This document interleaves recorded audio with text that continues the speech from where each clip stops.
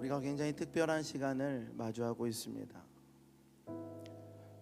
수십 년 동안 어떤 변화도 일어나지 않는 시즌이 있기도 하고요. 아주 짧은 시간에 엄청난 변화가 일어나는 시즌도 있습니다.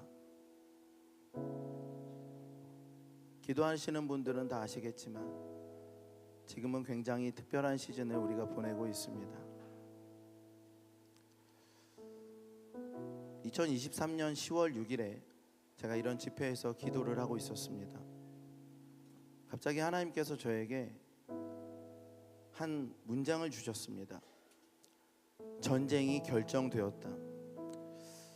제가 영안에서 분명히 들었던 그 문장은 전쟁이 시작되었다, 전쟁이 준비되었다도 아니었고요, 전쟁이 결정되었다였습니다.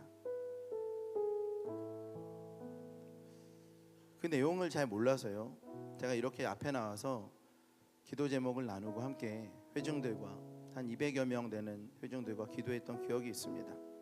2023년 10월 6일이었습니다. 그런데 그날 밤에 이제 자고 일어났더니 아침에 뉴스가 있는데요, 그 뉴스가 뭐냐면 하마스가, 여러분 잘 아시죠? 이스라엘의 그날이 초막절이어서 새벽부터 그 국경 근처의 광야에서 그렇게 절기를 지키던 이스라엘 사람들을 납치했다는 소식을 아침에 눈을 뜨고 뉴스를 들었습니다. 그 뉴스가 저에게 너무 예언적으로 다가왔습니다. 그리고 제가 기도하기 시작했습니다. 그리고 그날 하루 종일 기도하는 가운데 오후에 또 다른 소식을 들었습니다. 이것은 세상 사람들은 잘 모를 수 있습니다. 그러나 우리 하나님 나라에서는 굉장히 중요한 일이었는데, 로렌 커닝햄 목사님께서, YM을 설립하신 로렌 커닝햄 목사님께서 소천하셨다는 얘기였습니다. 그 뉴스를 딱 보는데 제 마음에 딱 드는 단어가 무드셀라가 죽었다였습니다. 무드셀라가 죽었다. 여러분 잘 아십니까? 무드셀라는요, 창을 던지는 사람이란 뜻입니다. 무드셀라가 하나님의 심판을 막는 사람이란 뜻입니다. 그가 죽으면 멸망이 온다라는 뜻이에요. 그래서 무드셀라가 하나님 품에 안기고 그 다음에 노아의 홍수가 왔죠. 하나님 정말 로렌 커닝햄 목사님께서 이제 주님 품에 안기셨는데 이 땅 가운데 어떤 일이 있겠습니까? 이스라엘의 평안을 위해서 기도하라 라는 마음을 주셨습니다. 그래서 계속 기도했습니다. 이미 전쟁은 확전되고 있었습니다. 러시아와 우크라이나도 전쟁 중에 있었고, 이제 이스라엘과 하마스도, 그리고 거기에 관련된 중동 나라들도 조금씩 전쟁에 참여하는 분위기였습니다. 마지막 때에 여러분, 곳곳에서 전쟁들이 일어납니다. 하나의 전쟁이 2차 대전이나 1차 대전처럼 일어나는 게 아니라 전쟁들이 곳곳에서 일어나는 거죠. 저는 이 모든 일들이 우리나라, 이 대한민국의 교회를 깨우기 위한 하나님의 목소리로 들립니다. 지금은 우리가 그 크리티컬한 아주 절박한 상황에 마치 낭떠러지의 끝에 와 있는 느낌입니다. 점점 밀려서 바로 여기에 있는 느낌이에요. 바로 여기에 있는 느낌. 상상할 수 없는 일들이 갑작스럽게 일어나고, 리더들이 잘못된 판단을 부지불식간에, 여러분 이 대한민국의, 여러분 이 역사가 누구에게 지금 달려있는지 아세요? 여러분, 북쪽에 있는 어떤 한 사람이 있죠. 그 사람이 어떤 정서적인 상황을 가지고 어떤 생각을 가지고 살아가는지 아무도 모르죠. 다만 아는 것은 그가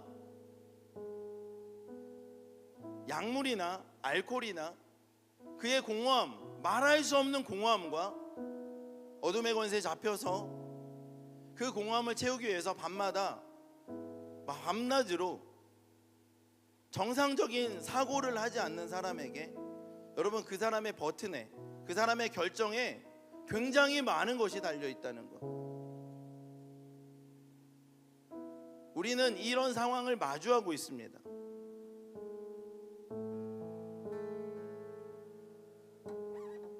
공중의 권세 잡은 자가 리더들에게 순식간에 잘못된 생각과 잘못된 판단을 주어서 결정하는 대로 역사가 막 이렇게 저렇게 흘러가는데, 사람들은 나가서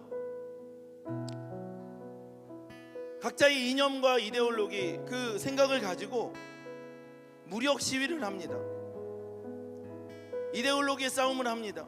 우리 이론이 맞다, 내 이론이 맞다 싸우면서 형제 자매를 공격하고요. 그런 사회에 지금 우리 그런 시간을 보내고 있습니다. 우리 모두 다 알고 있는 것은 역사의 주관자는 하나님이십니다. 근데 우리가 어떻게 하나님께 기도해야 될까요? 나의 이데올로기에, 나의 이념에 그 기저에 서서 주님 이것이 맞습니다, 이렇게 해주십시오. 아니, 주님 이것이 맞습니다, 이것이 하나님의 뜻이 아닙니까? 이렇게 기도하기 원합니다. 여러분, 이것이 맞을까요? 우리는 그렇지 않잖아요. 우리는 우리의 결정을, 우리의 선택을 우리 스스로 하지 않잖아요. 우리는 하나님을 구하는 것 아닙니까? 하나님의 통치를 구하는 것 아닙니까? 하나님의 얼굴을 구하는 거 아닙니까? 하나님의 임재를 구하는 거 아닙니까? 믿으십니까? 우리가 예배할 때 예배자를 찾으신 하나님께서 임재하셔서 하나님께서 역사해 주기를 원하시는 거 아닙니까? 우리가 그렇게 기도해야 되는 거 아닙니까? 여러분, 그것이 우리 가운데 어쩌면 상식적이지 않은 것처럼 보일 수도 있습니다. 제가 목사로서 사람들에게 이렇게 이야기하면요, 지금 이 시국에 나이브하게 기도나 하고 있을 것이냐, 행동해야 되지 않느냐 라고 이야기하는 사람들 있습니다. 그 중에는 목사님들도 계십니다. 언제부터 기도가 그렇게 나이브한 기독교인의 하나님의 자녀들의 행동이 되었습니까? 기도가 나이브한 일입니까? 기도가 아무 능력이 없습니까? 어떻게 기도해야 되냐고요? 예수님 우리 가운데 그렇게 가르쳐 주셨어요. 하늘에 계신 우리 아버지여, 이름이 거룩히 여김을 받으시옵고 나라가 임하오시며 뜻이 하늘에서 이루어진 것처럼 땅에서도 이루어지리라. 우리는 그렇게 기도하는 것입니다.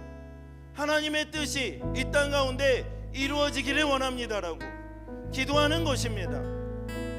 어쩌면 이 대한민국의 상황이 소돔과 고모라와 다를 바가 없을 수도 있습니다. 소돔과 고모라가 어떻습니까?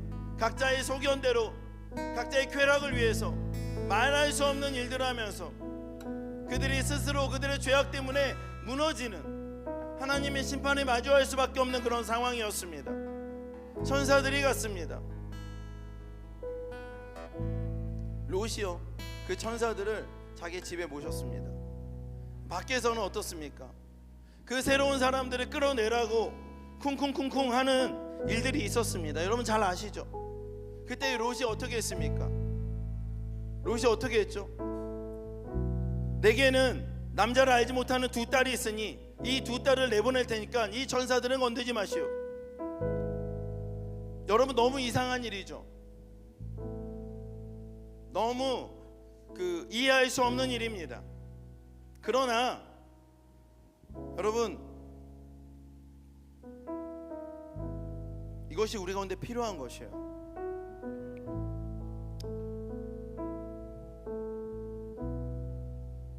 하나님을 높여드릴 때 롯도 구원을 받고요, 롯의 자녀들도 구원을 받습니다. 만약에 롯이 이와 같이 행동하지 않았더라면 여러분, 롯과 롯의 자녀들은 그 소돔과 고모라에서 같이 멸망했을 것이에요. 제가 말씀드리고 싶은 게 뭔지 아세요, 여러분? 하나님의 일은 세상의 상식과 기준으로 이해할 수 없을 때가 많아요. 그러나 하나님을 높일 때 우리가 사는 것입니다. 믿으십니까? 여러분, 거기에 의인이 누구입니까? 하나님을 예배하는 자입니다. 이 상황과, 이 대한민국에 있는 상황과 전 세계에 있는 상황 안에서 너는 어떻게 생각하냐? 너의 의견을 말하라. 너는 한 명의 목사로서 너의 의견을 말해. 나는 몰라. 나는 하나님 뜻대로 되기를 바랄 뿐이야. 나는 하나님을 예배해, 하나님을 의지해, 하나님을 높여드려, 하나님께 기도할 거야. 여러분, 이것이 나이브한 일입니까?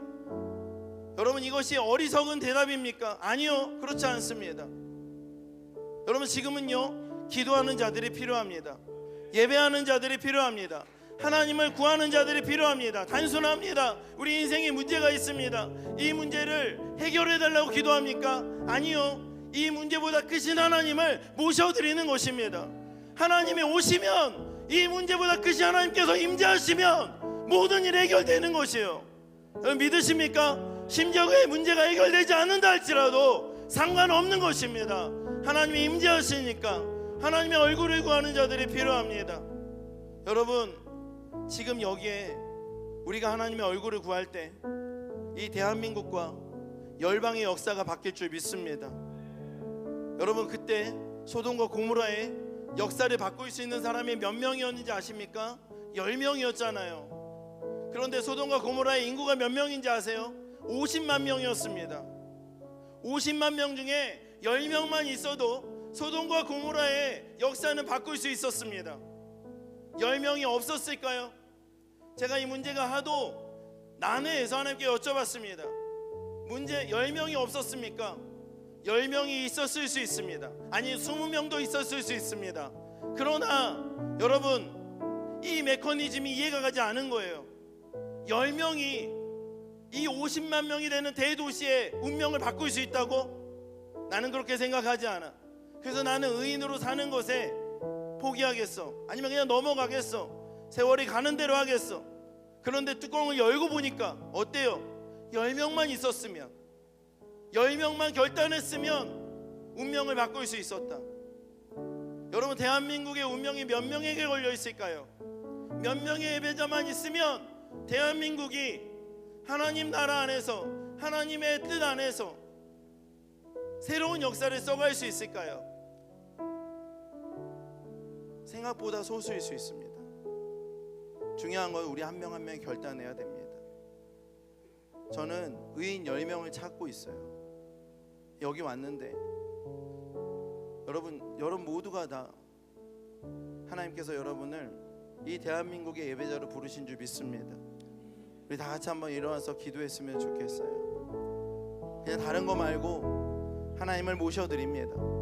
이 대한민국의 주인은 하나님이십니다. 이 대한민국의 왕은 하나님이십니다. 하나님 이곳에 임재하여 주셔서 하나님의 뜻이 하늘에서 이루어진 것처럼 땅에서도 이루어지기 원합니다라고 여러분 기도하는 자가 됐으면 좋겠습니다. 사양 사람들이 우리를 이해하지 못할 수도 있습니다. 그러나 우리가 기도할 때 이 대한민국의 역사가 바뀌어질 줄 믿습니다. 하나님 뜻대로 이루어질 줄 믿습니다. 아멘이십니까? 아멘이십니까? 우리 주님의 이름 한번 부르고 간절히 기도하겠습니다. 주여 아버지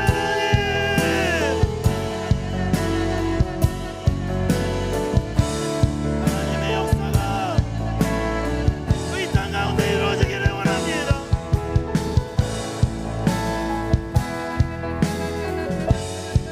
주님 하나님의 역사가 우리 가운데 이루어지기를 원합니다. 주님 하나님의 역사가 우리 가운데 이루어지기를 원합니다.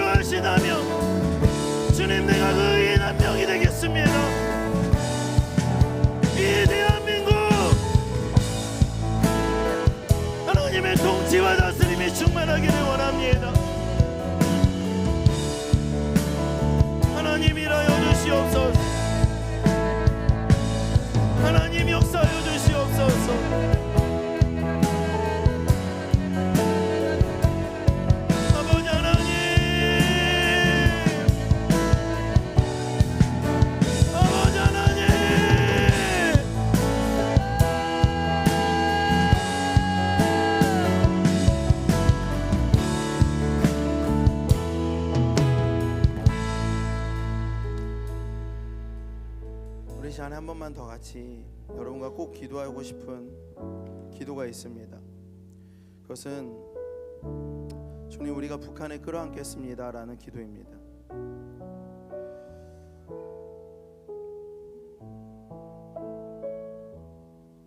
마가복음 5장에 보면 거라사 광인이 나옵니다. 예수님께서 거라사 광인에 만나서 거라사 광인을 치유해 줬습니다.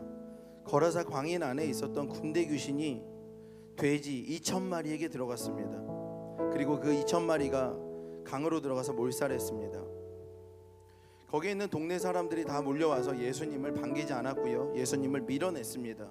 왜 그러냐 하면 그 동네에 있는 모든 자본 구조가 그 거라사 광인 한 명 살리는데 무너졌기 때문에 그렇습니다.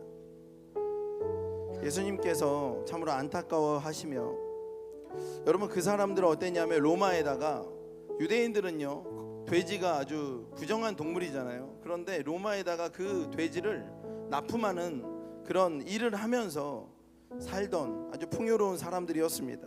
그 사람들은요 그 동네에 있었던 광인을 무덤가에 그냥 묶어놓고 어둠의 영역으로 하고 공포의 영역으로 해놓고, 우리는 우리 현실 안에서 지금 이 순간만 잘 먹고 잘 살면 된다 하는 모습이었습니다.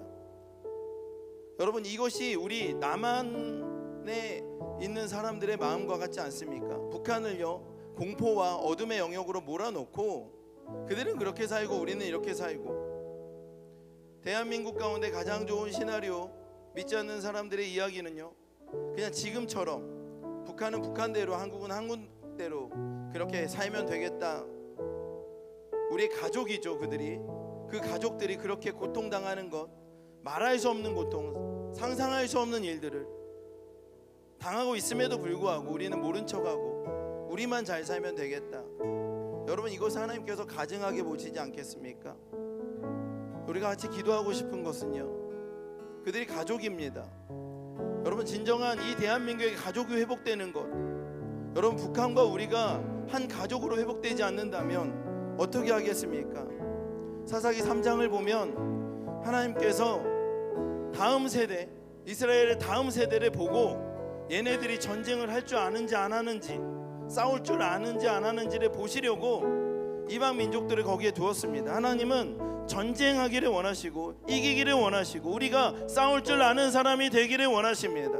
그냥 이대로 안주하고 사는 것이 아니라 우리는 통일 대한민국을 이루어야 되는 줄 믿습니다. 이 일을 위해서 싸우는 자들이 일어나야 됩니다. 기도의 용사들이 일어나야 됩니다. 그냥 이대로 살면 좋지가 아니에요. 여러분, 이것은 우리가 죽음으로 가는 길입니다. 우리가 싸워서 이겨야 됩니다. 싸울 줄 아는 자들이 일어나야 됩니다.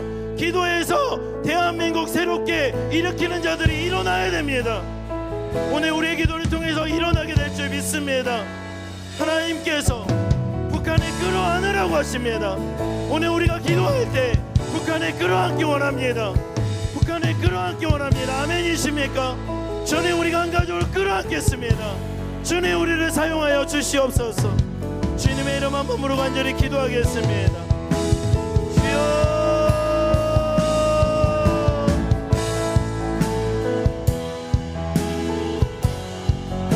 살아계셔 역사하시는 하나님, 주님, 우리가 북한에 끌어안기 원합니다. 주님, 우리가 북한에 끌어안기 원합니다. 주님, 우리가 북한에 끌어안기 원합니다. 주님, 우리가 북한에 끌어안기 원합니다. 우리가 가진 많은 것들이 손실을 볼지라도 제가 북한에 끌어안기 원합니다. 이 대한민국 북한에 끌어안기 원합니다. 하나님, 대한민국 가운데 연합이 이루어지기 원합니다. 잃어버린 그 영혼들을 향해서 우리가 손을 내밀기 원합니다.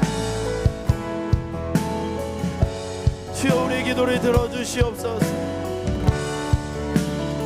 주님, 우리의 가증함을 용서하여 주시고 주님, 우리 새롭게 하여 주시옵소서. 주님, 우리를 인도하여 주시옵소서.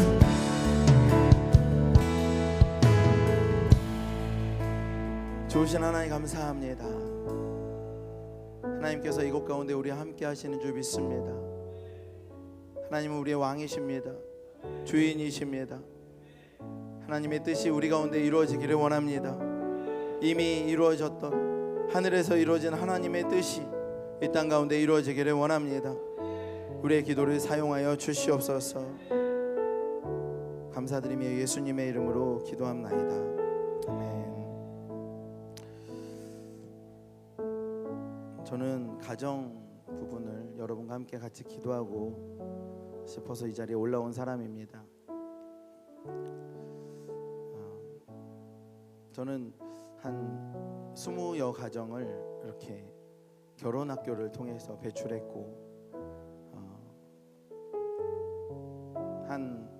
저희 아내와 5명의 아이들과 함께 한 가정을 이루고 살아가고 있습니다. 결혼학교를 이렇게 한 20가정을 하면서 제가 느낀 게 있는데요. 결혼은 굉장히 현실적인 것 같습니다. 그 현실 안에서 하나님 나라를 어떻게 세울 것인가 굉장히 중요한 일인 것 같습니다. 그리고 그 가정이 잘 세워졌을 때 분명히 하나님께서 엄청난 복을 주시는 것을 보게 되었습니다. 하나님은 교회와 가정에게 무한한 복을 주십니다. 믿으십니까? 그런데 가정을 이루기 전에, 가정은 하나님의 언약 안에 세워집니다. 근데 그 언약 있기 전에 많은 커플들이 그냥 가정처럼 지내는 경우가 많습니다. 자신의 욕구의 만족과 어떤 가벼운 그런 것들로 하나님께서 너무나 꿈꾸고 기대하셨던 가정이 세워지는 과정들에 언약이 빠지니까 죄가 되고, 축복의 탄생, 출산이 살인이 되고, 너무나 마음 아픈 일이죠. 가정은 우리 인생 가운데 가장 중요한 축복의 통로입니다.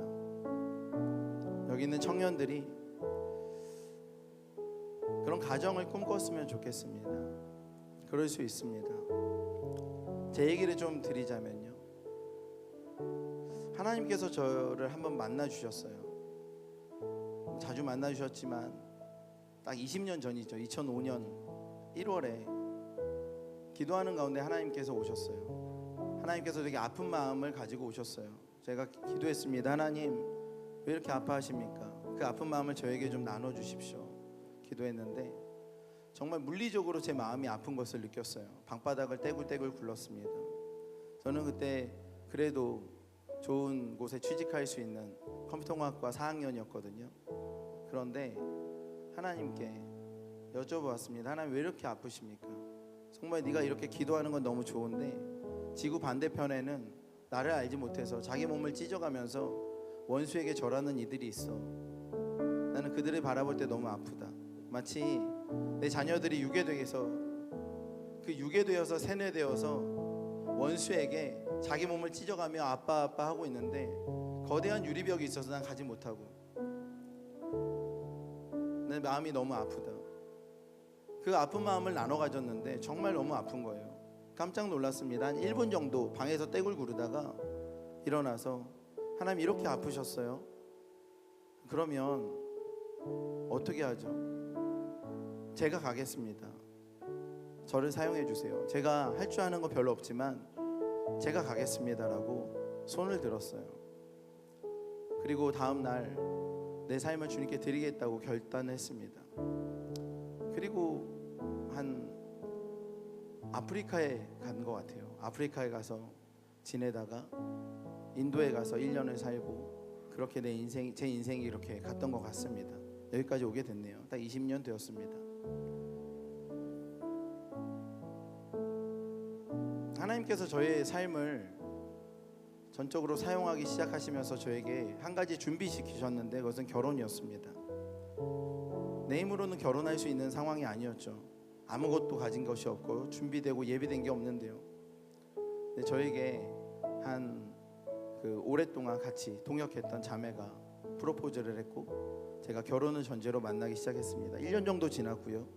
어느 날 밤에 잠들려고 하는데 하나님께서 결혼의 약속의 말씀을 이렇게 주실 것 같은 느낌이 들었어요. 그래서 잠을 자다 다시 일어나서 성경을 폈습니다. 고린도후서 5장 6장 말씀을 주셨어요. 그래서 그 말씀을 지니고 있었습니다. 일주일 후에 저희 아내가 전화 왔어요. 금요철 예배 갔는데 결혼에 대한 약속의 말씀을 주셨어요. 그래서 그 말씀을 확인해 봤는데 똑같은 구절인 거예요. 그래서 야, 됐다. 우리가 아무것도 없지만 결혼할 수 있겠다. 며칠 있다가 이제 그 아내 장인어른 장모님이죠, 지금의 그 부모님을 찾아가서 인사드렸고요. 상견례를 했고 결혼하겠습니다 했습니다. 아버지는요, 교회를 안 다니시던 분이었어요. 아버지가 아무것도 없는데 뭘로 결혼하려고 하느냐. 저는 하나님의 약속의 말씀이 있습니다. 이 말씀이 반드시 이루어질 것입니다. 저를 조금만 믿어주세요. 저는 이상한 사람 아닙니다. 저를 좀 믿어주세요. 저를 지켜봐 주세요.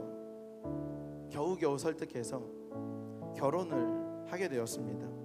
하나님께 여쭤봤어요. 하나님, 제가 살 집은 어디입니까? 저랑 저희 아내랑 재정이 하나도 없는데 저는 캠퍼스에서 계속 사역을 했고 선교 사역을 했고 하나님 나라를 위해서 일하라고 해서 아무리 재정이 없는데 어떻게 합니까? 성모야, 내가 너에게 모든 것을 다 예배해놨으니까 걱정하지 마라. 결혼 날짜가 다가옵니다. 그런데도 뭐 재정이 없어요. 결혼은 할 수 있잖아요. 그런데 살 집이 없어요. 근데 결혼식을 한 달 반 정도 남겨놓고 하나님께서 저에게 말씀을 주셨어요. 너는 중국으로 가게 될 거야. 아내에게 얘기했습니다. 우린 중국으로 가게 된대. 일주일 후에 학교에서 수업을 듣는데 신학대학원에서 중국 선교사님이 오셨어요. 학교를 설립하는 해서 지금 하얼빈에서 사역하시는 최하진 선교사님이란 분이 특강으로 오셨어요. 특강을 수업하시다가 저한테 중국으로 오라고 하시더라고요. 수업이 끝나고 제가 앞으로 나갔습니다. 제가 중국으로 가겠습니다. 그래서 저와 저희 아내가 그 학교에 이제 교사이자 뭐 목사이자 이런 걸로 이렇게 들어가게 되었어요. 언제까지 가면 됩니까? 2009년 2월 15일까지는 중국에 와야 됩니다. 그런데 2009년 2월 14일이 저희 결혼식이었거든요. 저 어떻게 가지? 그랬는데 저희 아내가 그냥 갑시다 해가지고 아무튼 그렇게 가게 되었습니다. 이제 결혼하고 다음 날 중국에 가는 거죠. 결혼식까지도 좋았고 다 좋았어요. 그런데 주일날 이제 중국에 가는데 남방항공을 타고 가는 거는 별관으로 넘어가서 이제 게이트가 저 끝에 있었거든요. 저 끝에 게이트까지 걸어가는데 저희 아내가 저 뒤에 오면서 갑자기 저희 어머니랑 통화하면서 울기 시작하더라고요. 나중에 들어보니까 어머니한테 너무 미안해서 울었대요. 근데 저는요, 어제 가장이 됐잖아요. 오늘 가장이 돼서 너무 저도 약간 서글픔이 있었어요. 죄송하지만 이 주변에는요 다 아주 신혼여행객들이 희희낙낙 인생에서 가장 행복한 순간을 보냈는데 저는 중국에 처음 가보거든요. 근데 내일부터 가서 일해야 돼. 주님, 저는요 신혼여행을 이렇게 누릴 수 있는 권리 없나요? 저는 그 정도 권리가 주어지지 않나요? 하나님께서 저에게 말씀을 주셨어요. 성모야, 이 길이 보이니? 이 길이 수많은 믿음의 선배들이 걸었던 길이야. 남들과는 다른 길이겠지. 그러나 이 길이 수많은 믿음의 선배들이 걸었던 길이고 나도 걸었던 길이야. 여러분, 이 길이요 예수님의 길입니다. 이 길이요 이 도시 문명 안에 있는 패턴과는 다를 수 있어요. 스드메가 없을 수도 있고요, 뭐 이렇다 할 신혼여행에 못 갈 수도 있습니다. 그러나 하나님은 여러분 한 명 한 명을 아십니다. 그리고 여러분 한 명 한 명을 인도하십니다. 여러분 믿으십니까? 내가 너를 위해서 모든 것을 예비해 놨으니까 걱정하지 마. 그때요 제 눈물이 나는데 그 전에 눈물은 연민이었다면 이제 눈물은요 감사와 감격의 눈물이었어요. 내가 그 길을 걸어갈 수 있다니. 그리고 그 끝에 게이트에 가서 저희 아내와 함께 손 붙잡고 기도했던 기억이 있습니다. 지금은 우리가 조금 허전하지만 하나님 우리 함께 하시고, 우리 수중에 돈도 없지만 가서 하나님이 채워주실 거야. 그리고 돌아올 때는 거기 있는 모든 사람들이 울면서 우리를 환송할 만큼 우린 정말 좋은 일을 하고 돌아올 거야. 하나님께서 모든 걸 예배해 놓으셨을 거야. 그래서 이제 갔어요. 그리고 이제 사역을 시작했습니다. 이제 저에게는 신혼생활이 시작된 거죠. 너무 좋은 시간이었고 행복한 시간이었습니다. 감사하고 기쁜 시간이었어요. 사실 알고 보니까 1년 동안 그 하얼빈에서 정말 아주 독특한 행복한 시간을, 기억에 남는, 지금도 나눌 수 있는 그런 시간을 보낸 특권이 있었습니다. 처음에 이제 선교를 갔을 때, 그래도 선교를 가잖아요. 그러니까 이제 저희 안에 어떤 계획이 있잖아요. 가족 계획 이런 거. 선교를 갔는데 덜컥 임신하면 안 되잖아요. 그래서 임신하지 않도록 여러 가지 그 어떤 가족 계획의 피임 도구 같은 걸 가져갔어요. 그런데 하나님께서 성모야, 나를 신뢰해라, 나를 믿어, 그리고 내가 너에게 가장 좋은 것을 줄 거야. 걱정하지 말고 너의 출산하는 모든 과정들을 나에게 맡겨라. 그런 마음을 주셨어요. 그래서 제가 그 하나님의 마음을 받고 그 피임 도구를 다 갖다 버렸던 기억이 있습니다. 그러고 나서 1년 동안 사역을 하다가 돌아오기 3일 전에 하나님께서 저희의 가정에 그 첫 아이를 주셨어요. 돌아오기 3일 전에 임신 소식을 알게 되고, 하나님께서는 가장 좋은 타이밍에 우리에게 그 아이를 주셨던 것 같습니다. 첫 아이를 낳고 둘째 아이를 또 갖고 2년 터울로 계속 아이를 가졌어요. 셋째를 낳고 넷째를 낳고. 저한테 하나 궁금한 게 있었어요. 언제까지 가져야 되나? 언제까지 아이를 가져야 되지? 이제는 주변의 사람들이 굉장히 걱정합니다. 언제까지 아이를 가질 건가? 이제 뭐 한 셋째 넷째부터는요, 부모님께 찾아가서 저기 드릴 말씀이 있습니다 하면은 또 임신한 거야? 이런 어떤 그런 분위기가 나오는 거죠.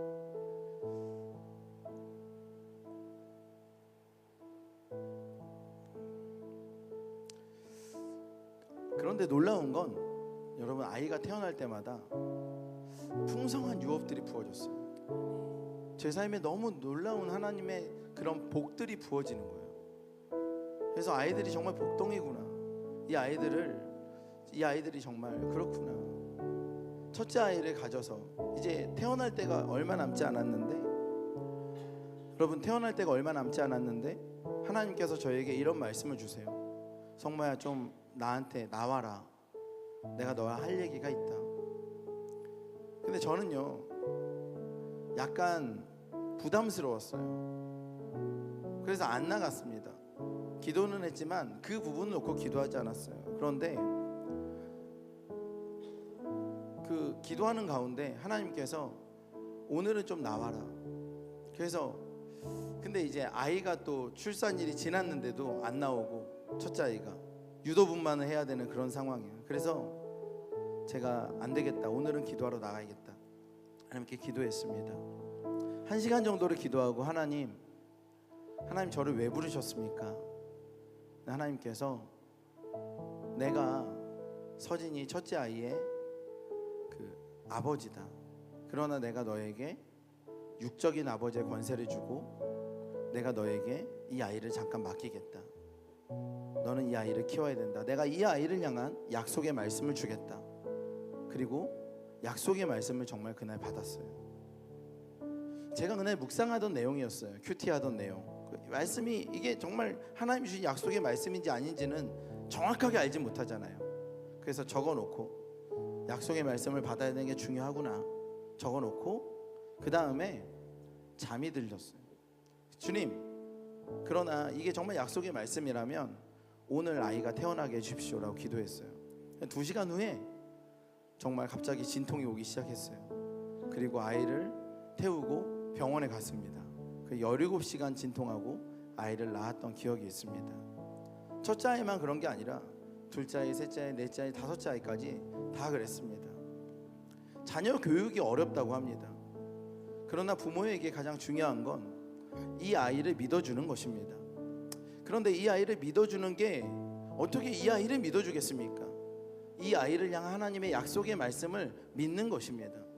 하나님의 약속의 말씀은 반드시 이루어질 것입니다. 믿으십니까? 여러분, 출산은 어려운 것이 아닙니다. 시대는 근데 거꾸로 가고 있습니다. 출산하지 않아, 내 인생을 즐길 거야. 결혼하지 않아, 결혼하지 않고도 즐길 수 있는 것들이 너무나 많아. 결혼하지 않고도 이성을 즐길 수 있어. 하나님께서 원하시지 않는 방향으로 가고 있습니다. 대한민국 전체가 그렇게 돌아가고 있습니다. 여러분, 이것이 얼마나 무서운 일인지 아십니까? 2020년에 저의 인생 가운데 큰 어려움이 찾아왔습니다. 오랫동안 형제로 지냈던 임재승 목사님은 가까이서 봐서 아실 거예요. 제가 2020년도 시작하면서 상당히 어려운 일들이 많이 있었어요. 몇 년 동안 계속됐어요. 육체적인 어려움, 그리고 사역적인 어려움, 여러 가지 어려움들이 있었습니다. 마치 나를 보호하던, 저를 보호하던 어떤 보호막들이 다 사라진 것 같은 느낌이었어요. 저는요, 은혜로 사는 사람이었어요. 저는요, 제 능력보다 훨씬 더 많은 걸 누리며 살았어요. 그게 하나님의 페이버였습니다. 하나님의 은혜, 하나님의 은혜로 살았어요. 제가 가진 재능이나 제가 가진 능력보다 훨씬 더 많은 것을 누리며 사는 사람이었어요. 그런데 그게 다 사라진 느낌이었어요. 그리고 그것이 어떻게 왜 사라졌는지 모를 정도로 저는 고통스러운 시간을 보냈어요. 그것이 1년이 됐고 2년이 됐고 3년이 됐고 제 주변에 있는 것과 제 안에 있는 것들이 다 무너지는 느낌이었어요. 저는 막 울부짖으며 기도했습니다. 그러나 답을 찾지 못했어요.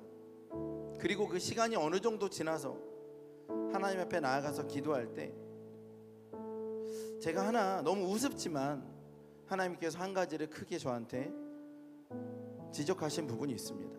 그게 뭐냐면요, 제가 다섯째를 낳고 주변 사람들, 특히 이제 어머님, 아버님, 장인어른, 장모님이, 특히 장인어른이 상당히 저에게 푸시하셨던 일이 이제 그만 나을 수 있도록 수술을 하라는 것이었어요. 수술을 하라는 거. 근데 저는 넷째부터 그런 어떤 압박을 받았는데 듣지 않았어요. 그런데 다섯째를 낳고 이제는 이제 할 만큼 한 것 같다.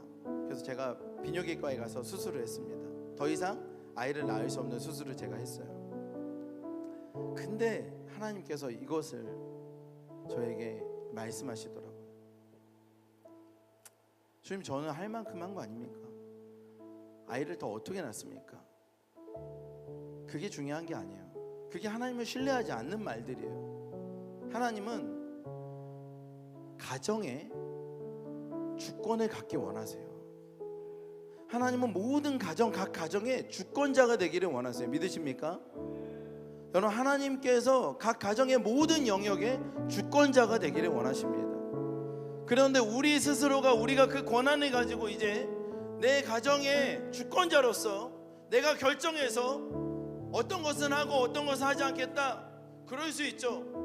그런데 그때마다 하나님께서 우리를 특별히 보호하시던 그 보호막들이 여러분 사라지는 건 아닐까요? 혹시? 저는 그것을 느꼈습니다. 제 능력보다, 제 재능보다, 저의 행위보다 더 은혜를 받았던 삶이요, 하나하나 무너져서 나를 감싸던 보호막들이 사라지고 나에게 부어지던 페이버가 사라지는 것을 이제는 내 능력으로 살아야 돼요. 내 재능으로 살아야 되고 나의 노력과 나의 행위와 나의 수고로 살아야 돼요. 그게 얼마나 고통스러운지를 알게 되었어요.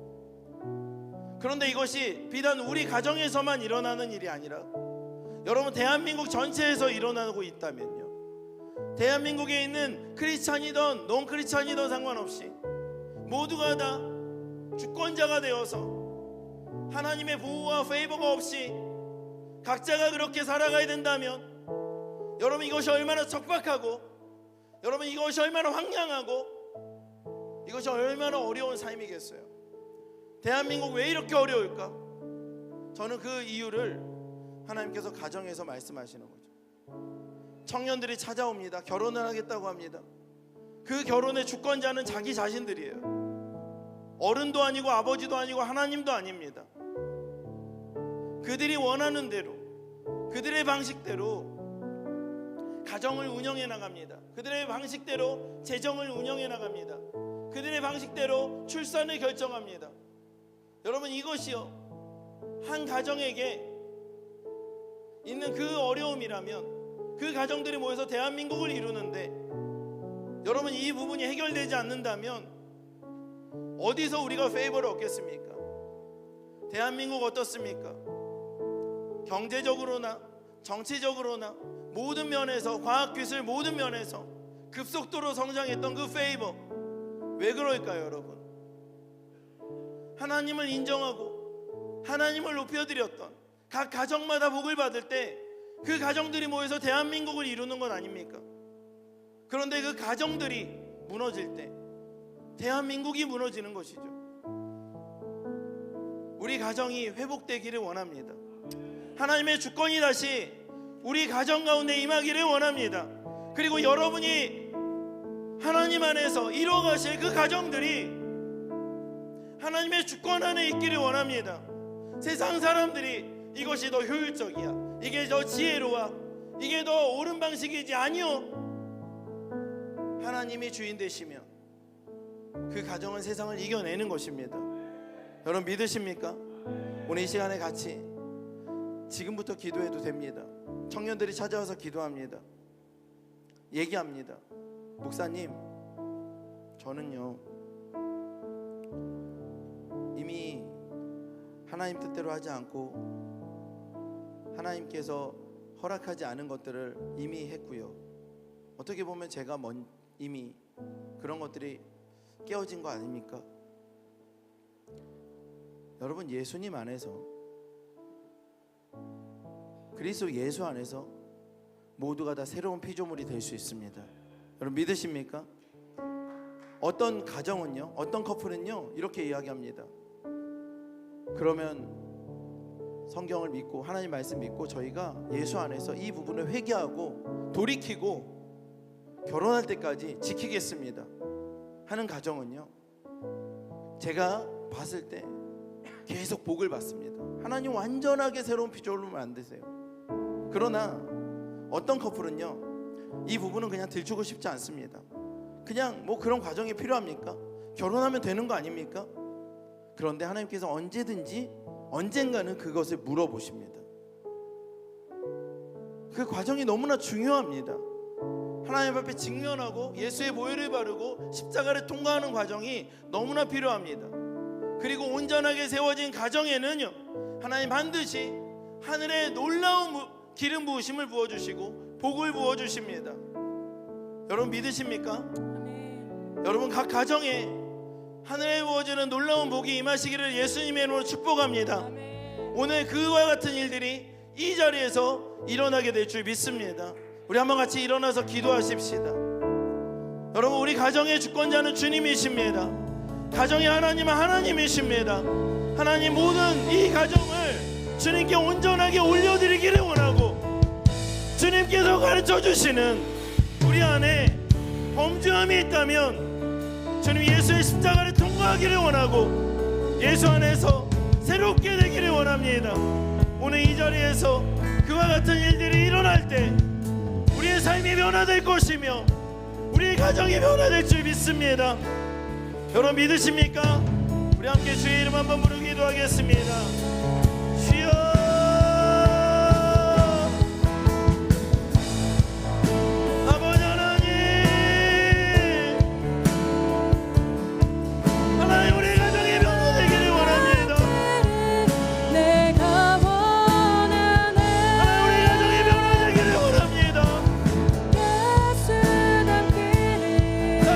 가정 가운데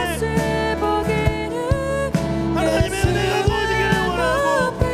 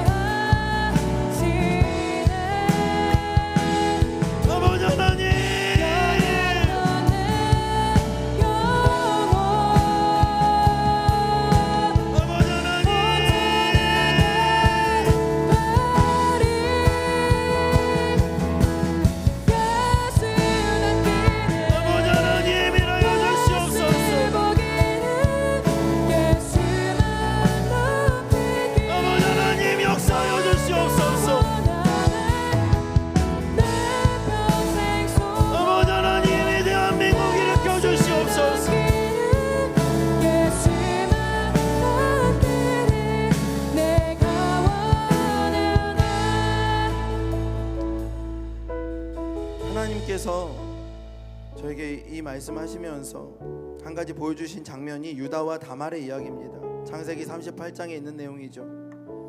여러분 잘 아실 것입니다. 유다가 이방 여인과 결혼을 했습니다. 그리고 아들을 낳았어요. 이 아들이 다말과 결혼했는데 아들이 하나님께 범죄를 해서 죽임을 당합니다. 어떤 범죄일까요? 잘 모르지만 어떤 범죄를 저질러서 죽임을 당했습니다. 그 씨를 얻기 위해서 그 다말에게 그 아들의 동생에게 들어가라고 합니다. 그래서 아들의 동생과 결혼을 했는데 그 아들의 동생은요, 그 동생 둘째 아들은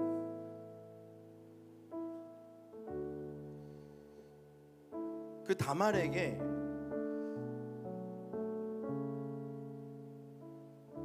그 씨를 주지 않고 설정을 합니다. 성경에 그렇게 기록되어 있어요.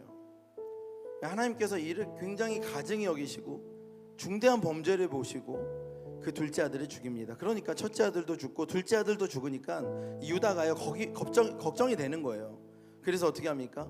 다말을 자기 있는 동네로 보내고 셋째 아들은 아직 어리니까 셋째 아들을 크면은 주겠다. 그런데 애가 다 컸어요. 컸는데도 유다는요 그 다말을 부르지 않습니다. 그리고 이 내용이 이어집니다. 여러분 잘 아시는 내용이죠. 어떻게 됐는지는요. 제가 함께 나누고 싶은 이야기는요, 이것이 얼마나 큰 범죄인지 모릅니다. 우리가 그냥 넘어가는 이 문제가 얼마나 큰 범죄인지 모릅니다. 하나님께서 이것을 첫째 아들과 둘째 아들을 죽이실 만큼 큰 범죄입니다. 마치 그것처럼 우리가 큰 어려움을 당하고 있는 것입니다. 이 더콜 기도회에서 가정의 회복을 위해서 기도할 때 꼭 기도하고 싶은 내용이 이것입니다. 우리가 하나님께서 우리 가운데 주신 그 출산이라는 것은 너무나 큰 축복입니다. 목사님은 5명 낳았으니까 이런 얘기를 앞에서, 그게 아니라요. 제가 뭐 이러려고 그러는 게 아니라 여러분 이것이 얼마나 큰 복인지 모릅니다. 큰 복이에요.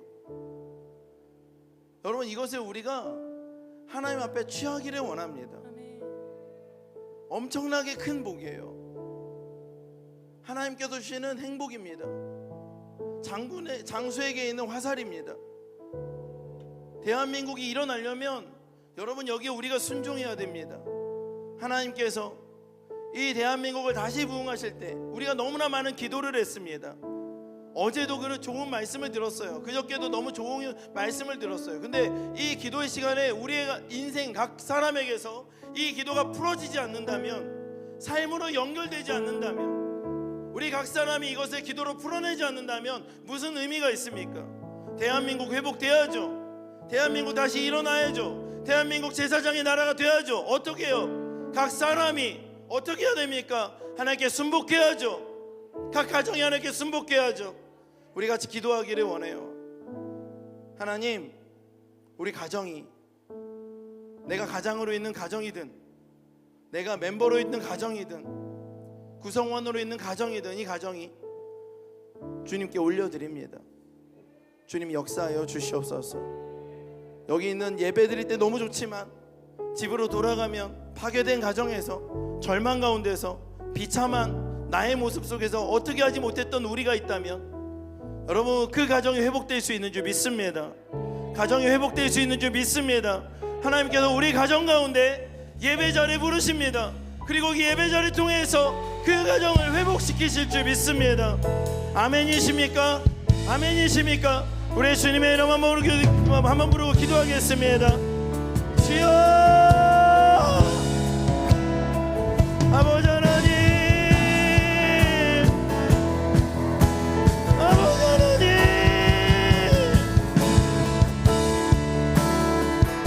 각 가정 가운데 주인 되어 주시옵소서. 각 삶의 주인 되어 주시옵소서. 기도하는 모든 이들의 가정 가운데 주인 되어 주시옵소서. 역사하여 주시옵소서. 예배 받아 주시옵소서. 찬양 받아 주시옵소서. 아버지 하나님,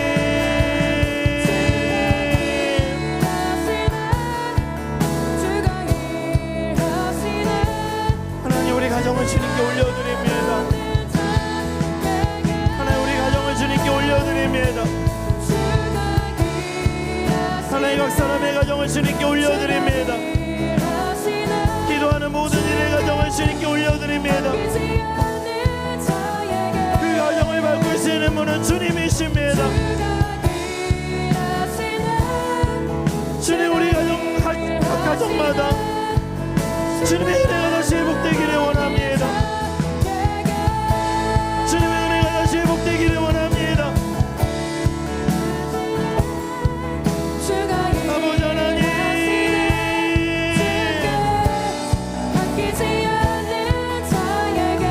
아버지 하나님,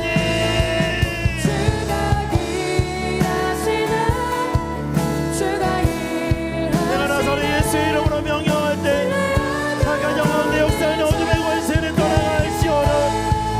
우리 가정에서 역사하는 저주받은 귀신은 떠나갈지어다. 오직 성령이 우리 가정 가운데 임하여 주시고 운행하여 주시옵소서. 일하여 주시옵소서. 말씀하여 주시옵소서. 통치하여 주시옵소서. 공급하여 주시옵소서. 보호하여 주시옵소서.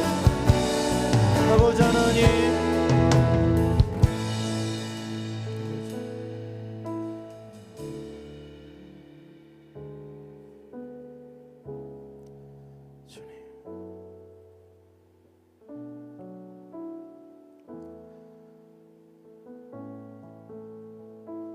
사랑의 주님,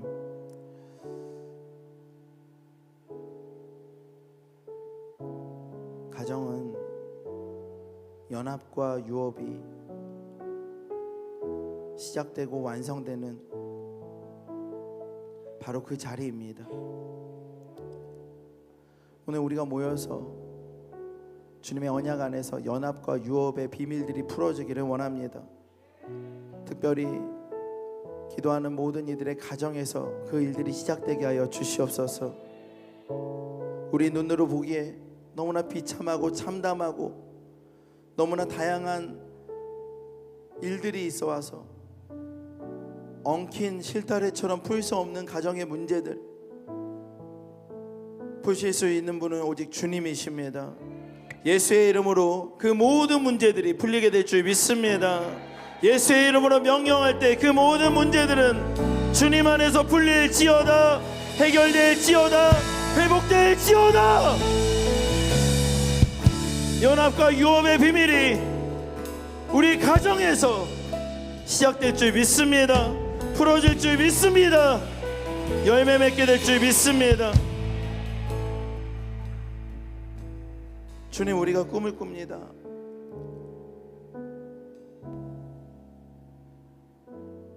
이 대한민국을 변화시킬 수 있는 역사에 하나님께 쓰임받는 가정이 여기 있는 청년들을 통해서 세워지게 될 줄 믿습니다. 우리 연약함과 부족함은 예수의 보혈과 십자가 뒤로 감춰주시고 우리를 새롭게 하셔서 놀라운 가정을 꿈꾸게 하여 주시고 이뤄가게 하여 주시옵소서. 예수님의 이름으로 기도합나이다. 아멘. 한 가지만 더 제가 여러분하고 기도하고 싶은 것이 있는데요, 다음 세대에 관련된 것입니다. 네, 조금만, 제가 한 15분 정도 남았는데 한 5분 정도만 나누고 여러분하고 기도하겠습니다.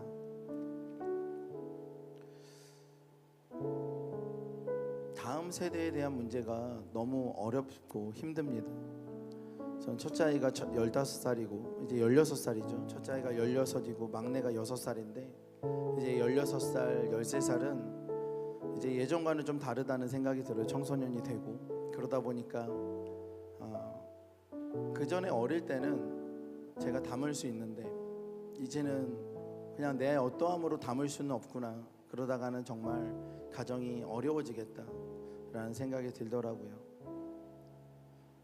비단 우리 가정의 문제만 아니겠죠. 각 가정의 문제고 대한민국 전체 문제, 다음 세대 어떻게 담을 것인가, 새로운 세대 어떻게 담을 것인가?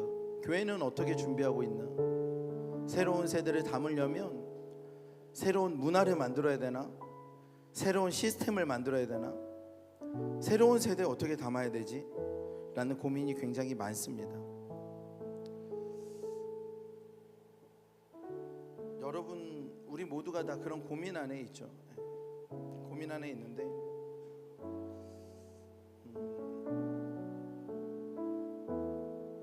말씀 한 구절 볼까요? 새술은 누가복음 5장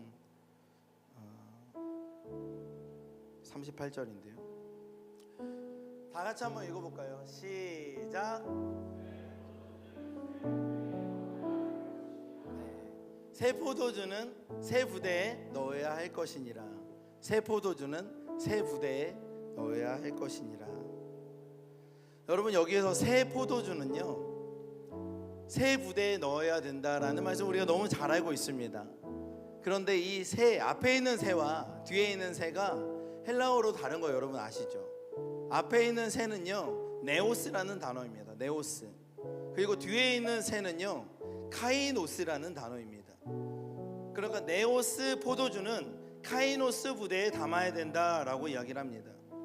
네오스의 어원에 따라서 새로운 단어가 만들어졌는데 그게 뉴입니다. 뉴. 그러니까 네오스라는 단어는요, 그냥 새로운 거예요. 새로운 거. 과거에 없었던 거, 새로워지는 거. 2025년 시작되었어요. 이건 네오스입니까? 아니면 카이노스입니까? 네오스입니다. 이건 네오스예요. 새롭게 시작되는 거, 새로운 사람이 나타나는 거, 이건 네오스라 그래요. 그런데 그 뒤에 있는 새 부대에는요, 네오스라는 단어를 쓰지 않아요. 카이노스라는 단어를 씁니다. 카이노스. 이것은 새로운 것이 아니에요. 역사상 없었던 게 아닙니다. 근데 이 카이노스는요, 새로워진 것을 말합니다. 새로워진 것을 말해요. 그래서 새 포도주는 새 부대에 넣어야 된다는, 네오스 포도주는 카이노스 부대에 넣어야 된다라고 말할 수 있어요, 여러분. 근데 이 카이노스는요, 새로워진 것을 말합니다. 우리는요, 다음 세대, 새로운 세대를 담기 위해서 새로운 부대를 준비합니다. 새로운 시스템을 준비할 수도 있어요. 새로운 찬양을 준비할 수도 있어요. 새로운 문화를 준비할 수도 있어요. 새로운 사람을 준비할 수도 있어요. 근데 여러분, 우리는 부흥하는 교회들을 볼 때 거기에는 어쩔 때는요, 새로운 사람도 없고 새로운 문화도 없고 새로운 시스템도 없고요, 또 거기에는 새로운 찬양을 부르지 않을 때도 있어요. 그런데도 어떤 교회는요, 부흥하는 교회들이 있습니다. 왜 그럴 수 있을까요? 그 그릇이 네오스가 아니라 카이노스이기 때문에 그렇습니다. 여러분, 이 카이노스가 성경에 많이 등장하는데 대표적으로 우리가 알고 있는 구절이 이겁니다. 뭐냐면요, 그런즉 누구든지 그리스도 예수 안에 있으면 새로운 피조물이라. 이전 것은 지났으니 새 것이 되었도다. 여기에 나오는 단어가 카이노스예요. 그러니까 이 카이노스는 무엇을 통해서 여러분 새로워질 수 있습니까? 예수를 통해서 새로워질 수 있는 것이에요. 여러분, 네오스를 담을 수 있는 그릇은 어떻게 만들어집니까? 카이노스를 통해서 만들어지는데, 여러분, 이 카이노스는 어떻게 이루어지는 것입니까? 예수를 통해서 이루어지는 것이에요. 여러분의 다음 세대를 삼기 위해서 꼭 젊은 사람들만 주일학교 선생할 필요 없습니다. 다음 세대를 담기 위해서 꼭 목사님들이 캐주얼한 옷을 입을 필요도 없어요. 여러분, 다음 세대를 담을 수 있는 방법은 뭐냐 하면요, 우리가 카이노스가 되는 것이에요. 예수 안에 있는 것입니다. 여러분, 믿으십니까? 예수가 다음 세대를 담을 수 있는 열쇠인 줄 믿으시기를 바랍니다. 카이노스가 되는 것이에요, 여러분. 그때마다 하나님의 놀라운 일들이 일어났어요. 우리 믿음의 선배들이 어땠습니까? 20년 전, 30년 전에 수련회를 가면요, 이런 일들이 있었습니다. 백문일답. 여러분에게 복을 주시는 분은 누구십니까? 예수 그리스도 외치는 거죠. 여러분에게 가정을 주시는 분은 누구십니까? 예수 그리스도. 여러분을 건강하게 하시는 분 누구십니까? 예수 그리스도. 10개의 질문을 던져도요 답은 하나예요. 믿으십니까? 예수 그리스도. 한번 해볼까요? 여기 모니터 조금만 올려주세요. 한번 해보겠습니다. 여러분을 구원하시는 분은 누구십니까? 여러분에게 가정을 주시는 분은 누구십니까? 여러분의 가정을 회복시키실 분은 누구십니까? 여러분에게 재정을 공급하시는 분은 누구십니까? 여러분의 비전을 이루어 주실 분은 누구십니까? 오직 예수 그리스도죠. 믿으십니까? 어떤 사람은 외쳤고요, 어떤 사람은 외치지 않았습니다. 그런데 시간이 지나서요, 그 사람들을 보니까요, 20년이 지나고 30년이 지나서 그 믿음의 선배들을 제가 추적해 봤는데, 그때 외쳤던 이들의 삶에 분명한 변화가 있었어요. 그들의 삶이 정말 예수를 통해서 인도함을 받아서 분명히 변했습니다. 당장 내일이 변하지 않을 수도 있고요, 1년 후가 변하지 않을 수 있지만, 여러분 분명한 것은 그렇게 외쳤던 이들의 삶이 변했습니다. 믿으십니까? 왜냐하면 우리 인생의 열쇠는 예수 그리스도 그 이름이기 때문에 그렇습니다. 세상 사람들이 보기에 그게 뭔데? 그런데 예수의 이름에 능력이 있어요.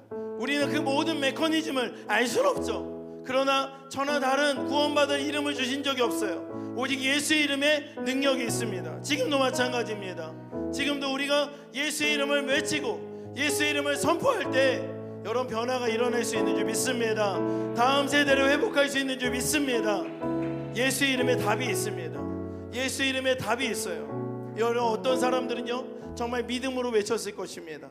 그러나 어떤 사람은 삶이 너무 어려워서 너무 힘들어서 그럼에도 불구하고 예수라고 외쳤어요.